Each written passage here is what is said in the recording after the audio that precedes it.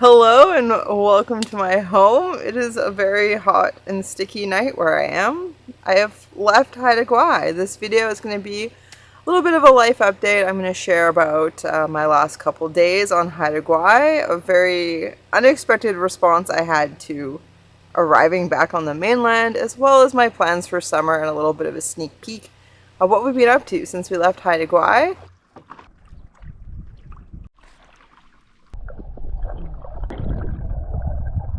Real quick, before I get into all that, I just want to take a moment to thank today's sponsor, who is Drink Element. Tonight I'm enjoying the grapefruit sparkling cold out of a refrigerator, which will make sense once you watch the rest of the video. But if you haven't heard me talk about Element before, they are a super tasty electrolyte drink mix, which also comes in a 60-ounce can of sparkling beverage. I've been drinking electrolytes for many years now, and what I really appreciate is that Element doesn't have any sort of filler, artificial color, or artificial flavor, just a science-backed blend of electrolytes, which are really important to replenish anytime you sweat, because when you sweat, you lose electrolytes, and electrolytes play a vital role in so many different functions within the body. Past few weeks, I've been somewhere where I sweat just by existing. It has been hot, and I've been working hard, doing a bunch of different things that get me pretty sweaty, and I've been surviving by drinking plenty of water with electrolytes, both as the mix and a can of sparkling beverage, usually in the evening to end the day. If you'd like to give Element a try, go to drinklmnt.com/TIDELINTOALPINE. And when you use that link and you make any purchase, you're going to get the sample pack included. The sample pack has 8 of their tasty flavors, so you can see which one you'd like to try next. And the great thing about this link, which is also in the description below, is that you can use it countless times. So every time you order from Element, use the link, get the sample pack with every purchase. It really helps out the channel, so I appreciate it, and thanks again to Element for sponsoring this video. And now on to my update. Hello. I am on the mainland. I just got here. I started crying as soon as I got off the ferry, which I did not expect. And granted, I'm a little bit sleep deprived from the overnight sailing, but I don't want to be here. There's streetlights.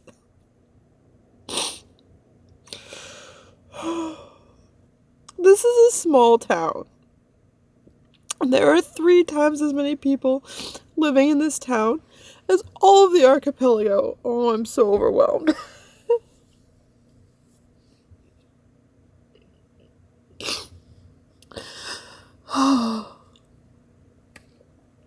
This does not bode well for me. Anyways, I'm parked outside a good cafe I found last time I was here before going to Haida Gwaii, waiting for them to open. I can get some food, some coffee. I will take all of the inconveniences of being on Haida Gwaii to be somewhere less people-y. Oh, it's going to take me a while to adjust. I did not expect all these feelings getting off the ferry. And it doesn't help that my last few days on Haida Gwaii absolutely did not go great. Did not go anything like I would have liked.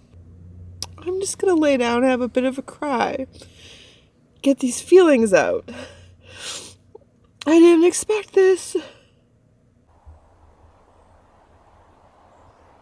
Alright, it is later in the day. I'm out at my campground, and thankfully it is raining. I'm really happy for it to be a rainy day. Unfortunately, it was sunny this morning when I was trying to have a nap, and I woke up way too hot. But last time I spoke to you, I had only had 2 hours of sleep. So now I have 5 hours of sleep, as well as some food in me and some coffee in me. So I'm feeling a little better. I went to the grocery store, so food is a lot cheaper here than on Haida Gwaii. So there's that. But it was still really overwhelming to be in town. Like, to have 2 lanes going in the same direction, pedestrians everywhere, cars everywhere, traffic lights. Like, it's just so much to pay attention to. And quite honestly, Prince Rupert is a small town. in the grand scheme of things. It is a really small town. People who live there like living there because it's a small town. So it's going to take me a little bit to adjust, but I really didn't expect that I would feel so heartbroken to leave Haida Gwaii. I've been on the road for 10 and a half years full time, and I've never been that sad to have left a place or cried. I've been crying on and off all day, so I think that's really telling me something about maybe that's somewhere I should consider building a future. But this video is the start of a new era in my life, and by the end of it, I'm going to share with you all of my summer plans and what I have coming. But before I get to that, let's take it back a few days to the end of my Haida Gwaii trip. I left the glamping, which was an amazing experience, and I headed up to the north end of the island I had mail, so I headed up there, and I decided that would just be a great place to finish out my time on Haida Gwaii. I had the most beautiful sunset. It was so nice. I was so grateful for a sunny day to kind of clean my van and get my paddle cubby all sorted after that last adventure, because I had kind of put everything away in a rush, and it wasn't all quite fitting well. That's the thing about living in a van, is that things have to be packed a very particular way sometimes for everything to fit.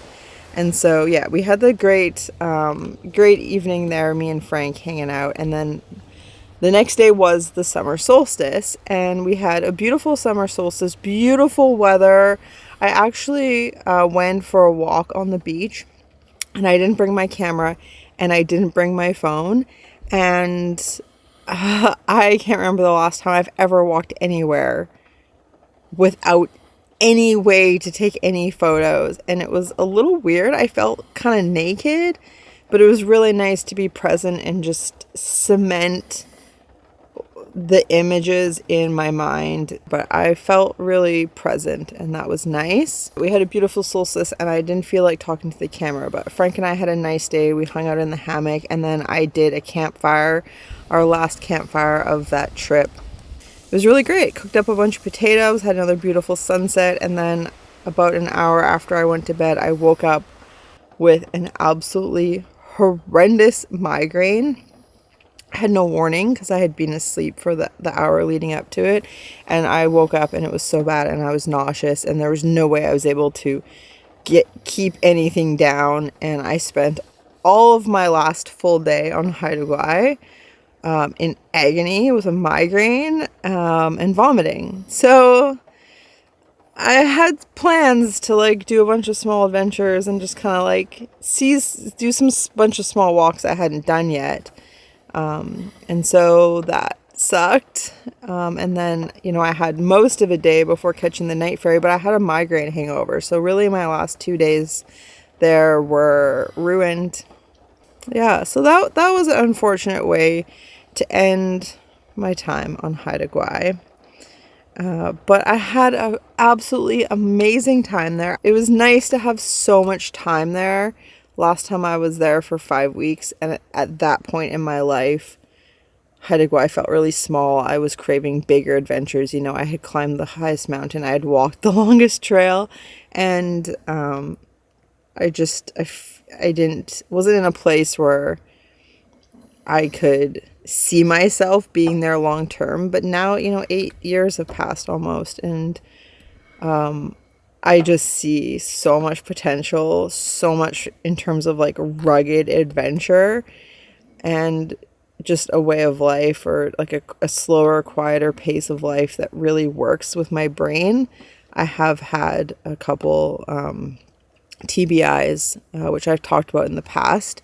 One when I was a teenager, and one 2 years ago, that have permanently affected the way I experience the world on a day-to-day basis. And so that's part of why leaving Haida Gwaii was so overwhelming, is I was really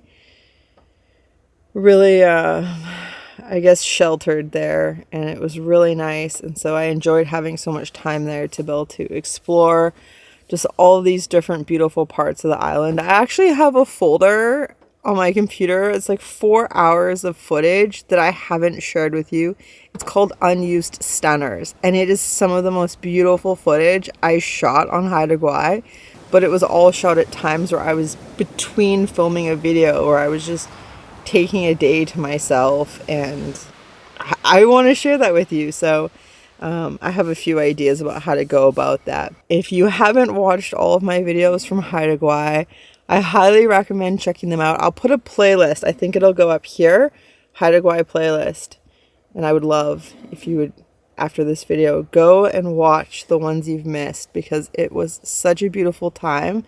And one of my favorite parts about being there was also all of the birds. There were so many birds, and birds there for breeding and stuff, like birds I hadn't seen before, and it was really nice, and you're just always hearing birds. So if that felt really, really good.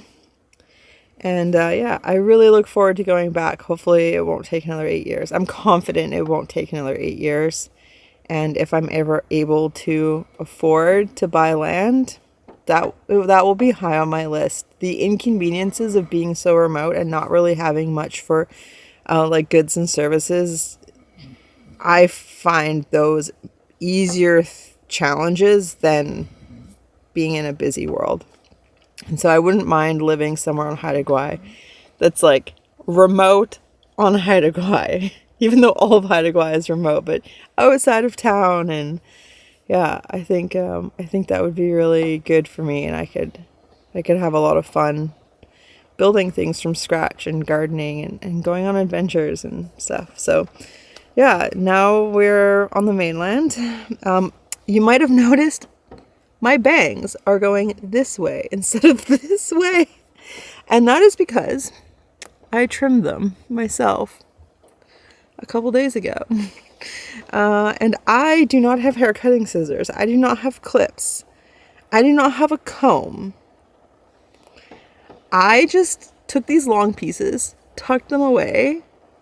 I watched a bunch of YouTube videos, and I used stationary scissors, and then I was feeling pretty confident, and I was getting annoyed with them. I was over the side sweeping and wanted this back, but they're still like a little long. But yeah, I stopped feeling so brave partway through.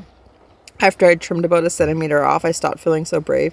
So I have left them a little extra long so I can get them fixed, properly trimmed when I get to a hairdresser. So yeah, I had a great time on Haida Gwaii, and I really appreciate you watching my videos and sharing that journey with me. And it was really neat to see how many people had never heard of it and now want to travel there. So yeah, I just ask, if you're going there because you saw my videos, just, be respectful of the way of life there and enjoy the quiet nature of it, and slow down and just enjoy that like slow, quiet pace of life. And yeah, anyways, so what's next for us? I had big plans for this summer, really, really big plans. And actually I started the plans last autumn when I was in the Yukon, when I made these plans to go to Haida Gwaii with Flossie. And my plan was to leave Haida Gwaii and then head north and spend summer in coastal Alaska, and then in the autumn take the Dalton up into the Arctic, and then spend late autumn around and just hang out in the Yukon until it was intolerable before coming south. And I was really looking forward to that for many, many months. And then this spring, I finally, I guess, was at a point in the process of grieving my grandfather's loss where I was able to go see my grandma, who I had not called or visited since his passing because it just made it feel way too real. And I went and visited with her, and it was amazing to see her. And I was there maybe like an hour, and I knew that I would not be going north and that I will in fact be going back to Vancouver Island, and I will be spending the summer, the rest of July. I'm going to get there in the first couple days of July, and I will be spending July and August and September based at her place, being a handyman, helping her out, hanging out with her, enjoying time together, and just living a bit more of a routine life. There is a lot of trails that I can access without driving, so I will be able to keep going hiking and working on getting in shape. And it's really nice. She lives in a walkable community, so I'll get to enjoy that. Frank loves being there. There's a lot of great paths. I can wheel him around in his chariot, and there's a grassy lawn he's going to enjoy. And I'm going to do a bunch of projects on my van. And Frank and I are going to go out on adventures for a few days at a time. We're going to do a lot of paddle camping. And, I'm going to do some just like what I can get away with doing in the time I can leave him. And it's going to be really nice. It's going to be balanced. I have not spent a summer there since I graduated high school. So it's going to be really nice to be back and enjoy summer on Vancouver Island, because I usually hide from all the people and it's going to be overwhelming, and it's going to take me a while to adjust to it. And, it's going to just take a lot of patience on my part to be able to enjoy summer on Vancouver Island. But I'm really looking forward to it. Yeah, seeing my friends. Frank's going to love it. It's going to be really good for me, and look forward to hanging out with my grandma and helping her around the house and stuff. And I know that would make my grandpa really happy. And it's going to be good for me to like process that, because I was really, really close to my grandpa. He was a really special, important person in my life. It's really hard that he's gone, and I can't just ignore that reality. So yeah, it's going to be a big summer. We have a big road trip ahead of us, because we're not just going straight to the island. We're going to be driving. We're going to have like 3.5 days to get from here all the way southeast to the Kootenays. I'm going to spend a couple days there, and then I'm going to drive across southern BC west to Squamish. I have like 2 days there. That's where I'll get my bangs fixed. And then I'm heading over to Vancouver Island. So it's really exciting, and it does feel really rushed. It's going to be some long driving days, but I want to get to the island in time to celebrate Frank's birthday on the water with him. He will be 12. And we will be celebrating 11 years of adventure together. So yeah, I'm excited for it. I feel really good about my plans for this summer. And, this big drive I have will be really good for just like switching gears in my brain, and processing my time on Haida Gwaii and getting ready for, a summer that might be kind of busy. It's simultaneously going to be busy and not. I have a lot going on the island, and so yeah, I'm looking forward to it. And yeah, I hope you'll join me. If you're not subscribed, I really appreciate you subscribing. It's free, and if you hit the notification bell, then YouTube will tell you when I put out videos.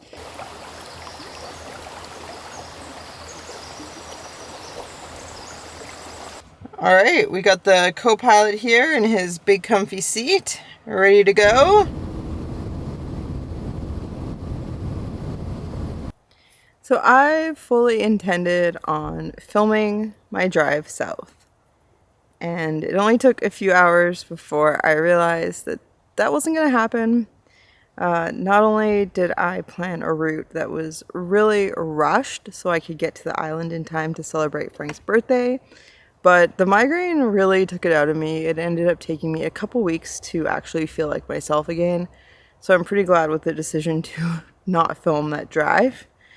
And a lot of the time it was kind of like gray and overcast, or had some pretty gnarly rainstorm. So yeah, the trip was really just about covering ground and not really about enjoying it. I do tend to travel slower. I like to see things along my route and make an adventure out of everything, as opposed to just driving from A to B over long distances, but you know, sometimes you just gotta do what you gotta do. And now I'm here on Vancouver Island. I've been here for about 3 weeks now. So we're out for an evening walk, and I really hope to take Frank for an ice cream cone. Some of you I know recall that my grandpa liked to make Frank ice cream cones, and it was hot. And it is very hot out. And so, yeah, after dinner, I went to go get us ice cream cones, but there was a really long lineup and a lot of people hanging around. And since Frank's not actually allowed to come in line with me, I don't like to leave him, like, parked if I'm not with him, because I just can't risk people touching him. So, Frank won't get ice cream, and for myself, for dessert, it is thimbleberry season. So, yeah, I've been eating the thimbleberries every evening on our little walk, and every day there's more and more. And most of the people that come back here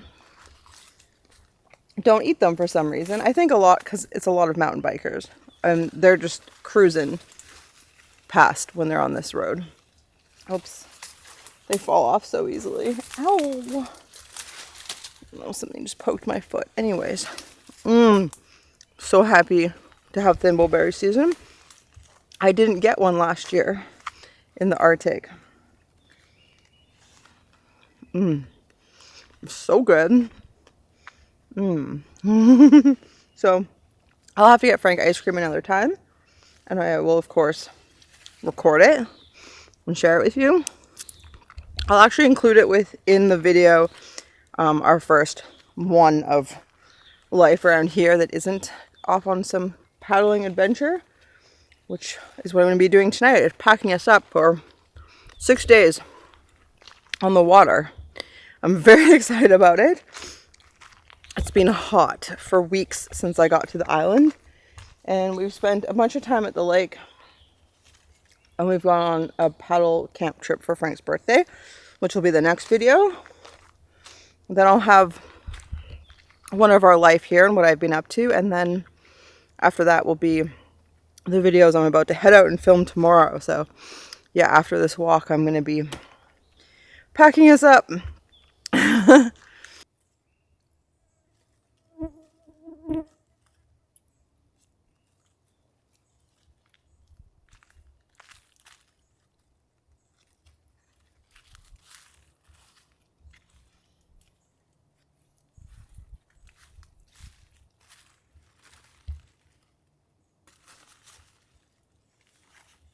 Yeah, I really appreciate you watching this update, and I look forward to sharing our summer adventures with you starting in the next video, which will be a paddle camp. So I hope you're having a good time out there, and a huge thank you to patrons, and I'll see you soon. Are you enjoying the sunshine, Frank?